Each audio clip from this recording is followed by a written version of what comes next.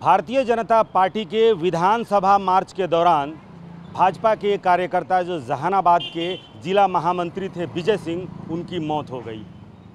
और मौत जब हुई, जब वो एक रिक्शे पर अचेता अवस्था में उनको ले जाया गया, वो टाइमिंग और लाठीचार्ज का टाइमिंग लगभग वही है।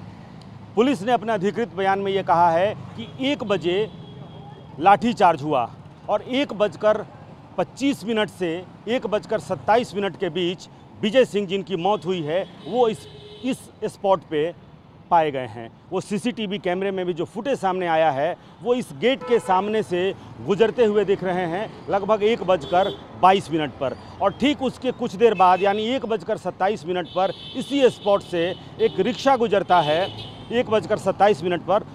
और उस रिक्शे का जिक्र इसलिए क्योंकि उसी रिक्शे पर अचेता अवस्था में उनको 1:32 पर ले जाया जाता है एक निजी नर्सिंग होम में। और ये जो सामने ये सीसीटीवी कैमरा है, ये दुर्गा गार्डन्स, इसके ठीक सामने ये जो सीसीटीवी कैमरा लगा हुआ है, इसी सीसीटीवी कैमरे में वो विजय सिंह स्पॉट किए गए अपने 2 सहयोगियों के साथ।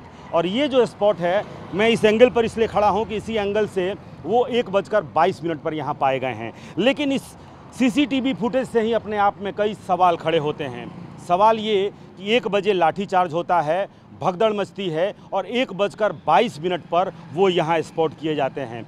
ये जो छज्जू बाग की सड़क है, सामने आप देखिए, गांधी मैदान से ये जो सड़क जाती है, ये सीधे डाक बंगला चौराहे की तरफ सीधे जाती है। लेकिन ये जो जिस सड़क पर इस वक्त TV9 भारतवर्ष की टीम खड़ी है, ये छज्जू बाग की सड़क है। और ये सड़क भी डाक बंगला तक पैरेलल जाती है, साइड पैरेलल इसको कहें।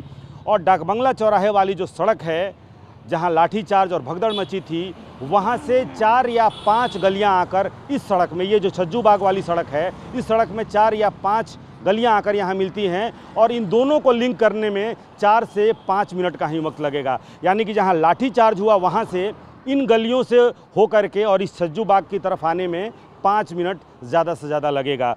तो सवाल ये है कि पटना पुलिस ने खुद कहा है कि 1 बजे लाठीचार्ज हुआ था और 1:22 में वो यहाँ से जाते हुए दिख रहे हैं। तो इन 22 मिनटों के दौरान क्या वो घटनास्थल की तरफ गए थे और भगदड़ के बाद वो लौट करके 1:22 में यहाँ आए हैं? और यहाँ से चूँकि सवाल कई हैं, पोस्टमार्टम रिपोर्ट के आने के बाद ही ये खुलासा हो पाएगा कि उनकी मौत आखिर कैसे हुई है। हालांकि PMCH के सुपरिटेंडेंट ने TV9 भारतवर्ष से ये बताया है कि कोई एक्सटर्नल इंजरी नहीं थी, लेकिन पोस्टमार्टम की रिपोर्ट अभी नहीं आई है। लेकिन सवाल यहाँ ये पैदा होता है कि 1 बजे लाठीचार्ज होता है और 1:22 में क्या वो वहाँ से भगदड़ के बाद वो इस गली में पहुँचे थे, या फिर 1:22 में ही वो यहाँ पे पहुँचे थे? क्योंकि गांधी मैदान से ये पास है, क्या वो गांधी मैदान से 1:22 में ही यहाँ आए, या फिर जो उस गली को, उस सड़क को जहाँ पर लाठीचार्ज हुआ था और लाठीचार्ज के बाद ज़्यादातर लोग इन्हीं गलियों में भागे थे, तो क्या उस भगदड़ के दौरान उनके साथ कुछ ऐसा हुआ है,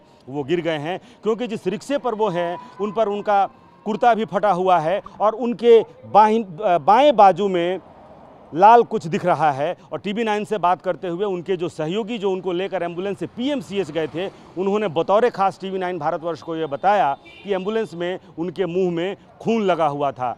क्या वो भगदड़ में ऐसा हुआ या वाकई वो घटनास्थल पर गए थे और उनके साथ वो हुआ जो सैकड़ों भारतीय जनता पार्टी के कार्यकर्ताओं के साथ हुआ? पुलिस प्रशासन का ये कहना है कि वो डाकबंगला चौराहे गए ही नहीं थे। लेकिन ये भी सत्य है कि 1:22 पर ठीक मेरे पीछे वो मौजूद थे और लाठीचार्ज हुआ है 1 बजे। तो क्या वो घटनास्थल से भागकर, जैसे सैकड़ों कार्यकर्ता वहाँ से भगदड़ के बाद भागकर अपने खुद को बचने के लिए इन्हीं गलियों में भाग रहे थे, तो क्या विजय सिंह भी भागकर यहाँ आए थे?